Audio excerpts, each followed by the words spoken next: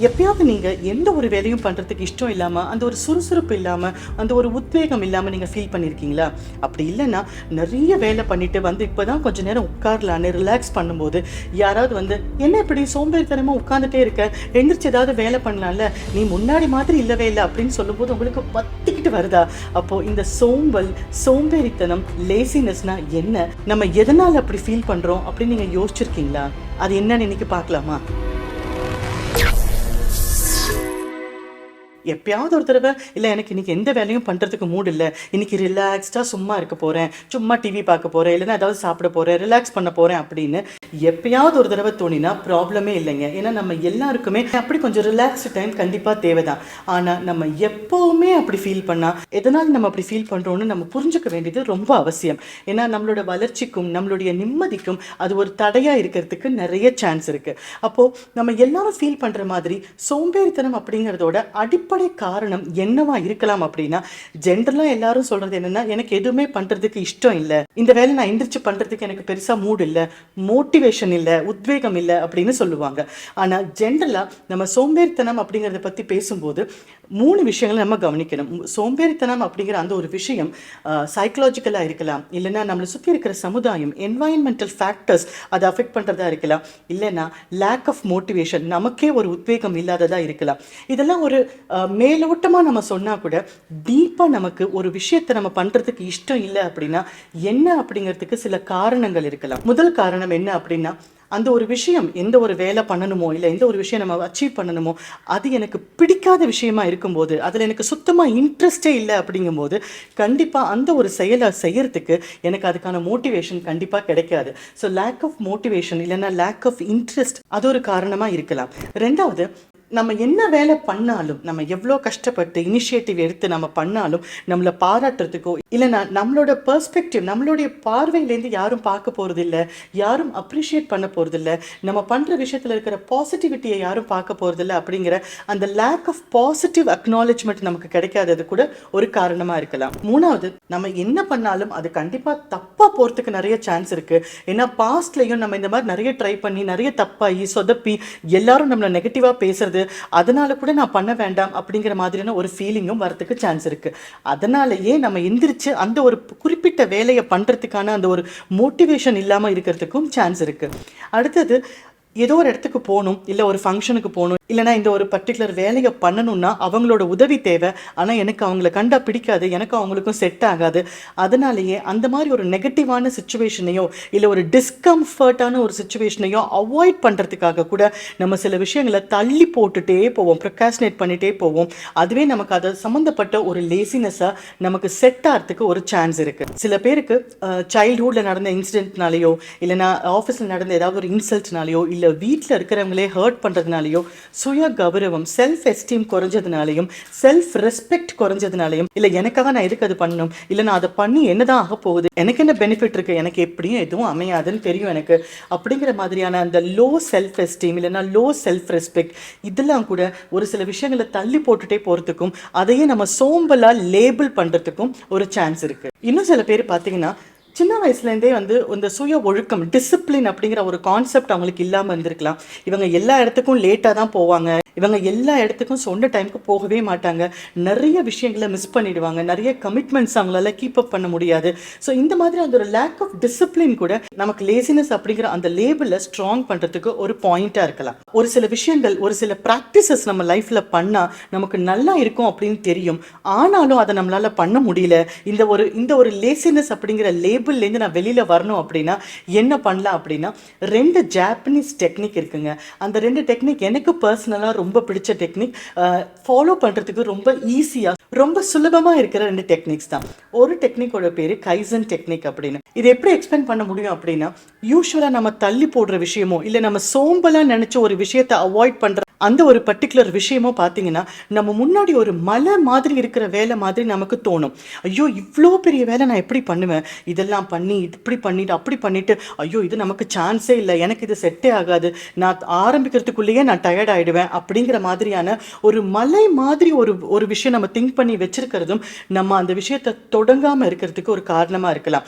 அதனால நம்ம முன்னாடி சொன்ன காரணங்கள் ஏதாவது ஒரு காரணம் உங்களுக்கு இருக்குது அப்படின்னா உங்களுக்கு பர்ஃபெக்டாக செட் ஆகிற டெக்னிக் தான் கைசன் டெக்னிக்.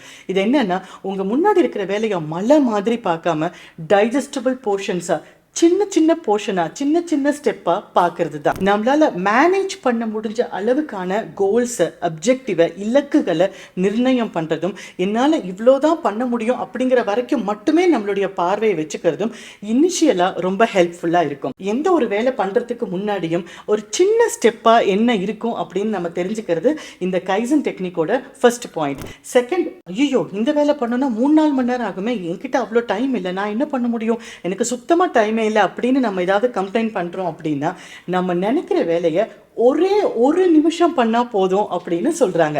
அப்போ நம்ம எந்த வேலை பண்றோமோ நம்ம பிரெயின் கிட்ட நான் இதை ஒரு நிமிஷம் தான் பண்ண போறேன் அப்படின்னு சொல்லி தொடங்கும் போது, அந்த ஒரு நிமிஷம் நம்ம பண்ணும்போது 2வது நிமிஷத்துக்குள்ள நம்மளையும் அறியாம ஃபுல் இன்ட்ரெஸ்டோட உள்ள போறதை நம்மளால பார்க்க முடியும்.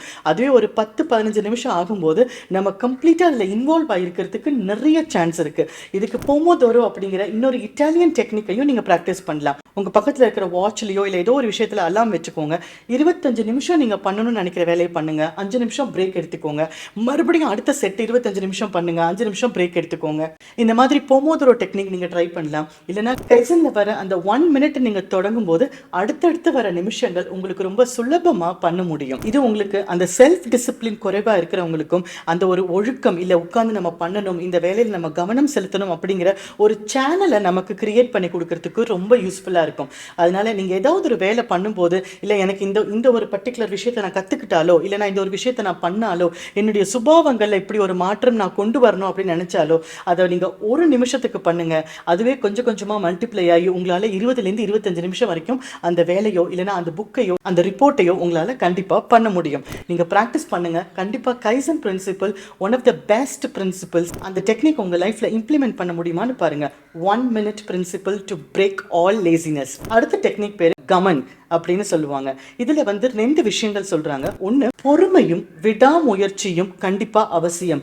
எந்த ஒரு வேலை, எந்த ஒரு விஷயம் நம்ம புதுசா கத்துக்கணும்னு நினைக்கிறோமோ, இல்ல ஒரு புது பிராக்டிஸ் நம்ம வாழ்க்கையில கொண்டு வரணும்னு நினைக்கிறோமோ, அப்ப கண்டிப்பா அந்த விஷயத்துல நமக்கு பொறுமையும் விடாமுயற்சியும் ரொம்ப அவசியம். அந்த பர்சிஸ்டன்ஸ் அண்ட் பேஷன்ஸ், இதுதான் அந்த கமன்ல சொல்ற டெக்னிக். ஸோ ஏதாவது ஒரு கமிட்மெண்ட் நீங்க வச்சுக்கிறீங்க அப்படின்னா, ஸோ என்ன ஆனாலும் நான் பொறுமையா இருப்பேன், விடாமுயற்சியோட இருப்பேன், நான் கமிட்மெண்ட்டோட இருப்பேன், எனக்கு பிடிச்சு நான் இதை பண்ணுவேன் அப்படிங்கிற விஷயங்கள் தான் கமன் அப்படிங்கிற அந்த டெக்னிக்ல வர்ற விஷயங்கள். ஸோ நீங்க இப்போ ஏதாவது ஒரு புதுசாக ஒரு விஷயம் கற்றுக்கணும்னு நினைக்கிறீங்க, ஒரு பிளான் பண்றீங்க, இல்லை நான் இனிமேல் எக்ஸசைஸ் பண்ண போறேன்னு நினைக்கிறீங்க, இனிமேல் புதுசாக ஒரு விஷயம் படிக்க போறேன்னு நினைக்கிறீங்க அப்படின்னா, கண்டிப்பாக உங்களுக்கு இந்த கைசனும் கமன் டெக்னிக்ஸையும் ஃபாலோ பண்ணுறது ரொம்ப உதவிகரமாக இருக்கும். இதில் இன்னொரு சைக்கலாஜிக்கல் ஆஸ்பெக்ட் என்ன அப்படின்னா, நீங்கள் ஏதோ ஒரு விஷயத்தை நீங்கள் ப்ராக்டிஸ் பண்ணணும்னு நினைக்கிறீங்க அப்படின்னா, அதை நீங்கள் கன்சிஸ்டண்ட்டாக ஒரு நிலைத்தன்மையோட 21 days 21 நாட்களுக்கு கண்டிப்பாக பண்ணுவேன் அப்படின்னு முடிவெடுங்க.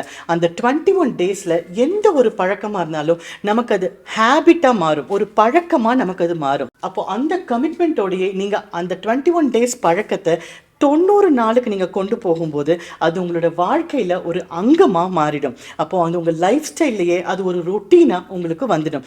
அப்போ எந்த ஒரு மாறுதலும் ஒரு பெரிய மலை மாதிரி உங்கள் முன்னாடி வச்சுக்காம ஒரு சின்ன பேபி ஸ்டெப்பில் 1 minute நீங்கள் ஸ்டார்ட் பண்ணும்போது கமிட்மெண்ட்டோடையும் பொறுமையோடையும் விடாமுயற்சியோடையும் நீங்கள் இருக்கும்போது அது 25 minutes மாறும். அந்த 25 நிமிஷம் நிறைய செட்ஸ் ஆஃப் 25 நிமிஷமாக மாறும். அப்போ உங்களால் என்ன வேலை பண்ண முடியும்னு நீங்கள் நினைக்கிறீங்களோ கண்டிப்பாக அதை உங்களால் அச்சீவ் பண்ண முடியும்.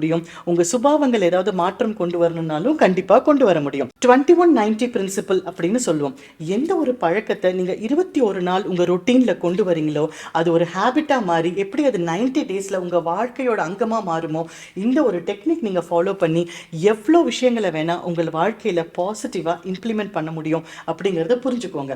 அப்போ உண்மையிலேயே நமக்கு ஒரு விஷயம் பண்றதுக்கு அந்த ஈடுபாடு இல்லை, மோட்டிவேஷன் இல்லை அப்படின்னா நமக்கு லேசினஸ் அப்படிங்கிறத லேபிள் தான் அவசியமா, இல்லைன்னா நம்ம சொன்ன சிம்டம்ஸ்ல ஏதாவது ஒன்று இருக்கா அப்படிங்கிறத அலசி பார்க்கும்போது ஒரு ஸ்டெப்பை நீங்கள் அதுக்கு ஏற்ற மாதிரி எடுக்க முடியும். ஸோ எந்த ஒரு விஷயமா இருந்தாலும் டீட்டெயில்டாக அனலைஸ் பண்ணி நம்ம பண்ணும்போது அந்த விஷயத்தில் எனக்கு இன்ட்ரெஸ்ட் இருக்கா இல்லையா, என்னால் இது பண்ண முடியுமா முடியாதா, பண்ணணும்னா நான் அடுத்தது என்ன ஸ்டெப் எடுக்கணும் அப்படிங்கிற அந்த ஒரு கிளாரிட்டி உங்களுக்கு வந்துடும். இதில் இன்னொரு இன்ட்ரெஸ்டிங்கான விஷயம் நம்ம என்ன புரிஞ்சுக்கணும் அப்படின்னா, நான் முன்னாடியே சொல்லியிருக்கிற மாதிரி எந்த ஒரு விஷயம் பண்ணும்போதும் டீஃபால்ட்டாக நம்ம எல்லாருமே ஐயோ நான் சூப்பராக பண்ணணும், நான் பர்ஃபெக்டாக பண்ணணும், நான் அப்படி எல்லாரும் இம்ப்ரெஸ் ஆகிற மாதிரி பண்ணணும் அப்படிங்கிற அந்த ஒரு எதிர்பார்ப்பு நமக்கு இருக்கும்போது நம்மளால் ஒன்று அந்த வேலையை பண்ணவே முடியாது.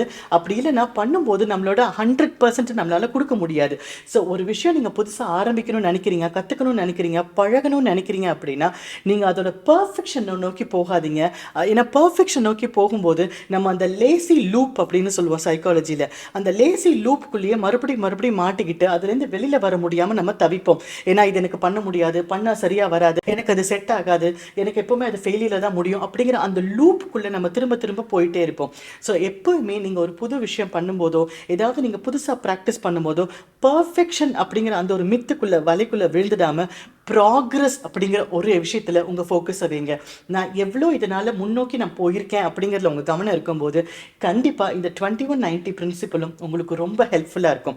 ஸோ யோசிச்சு பாருங்கள், எதுலெல்லாம் நீங்கள் உங்களுக்கு லேசினஸ்ன்னு லேபிள் பண்ணியிருக்கீங்களோ அது லேசினஸாக இருக்க வாய்ப்பில்லை அப்படிங்கிறத புரிஞ்சுக்கிட்டு உங்களோட வாழ்க்கையில் எது பண்ணால் பெட்டராக இருக்கும்னு நினைக்கிறீங்களோ அதை நீங்கள் இன்றைக்கே ஸ்டார்ட் பண்ணுங்கள். அது உங்களுக்கு எந்த அளவுக்கு ஹெல்ப் பண்ணுதுன்னு கொஞ்ச நாளில் உங்களுக்கே தெரியும். All the best.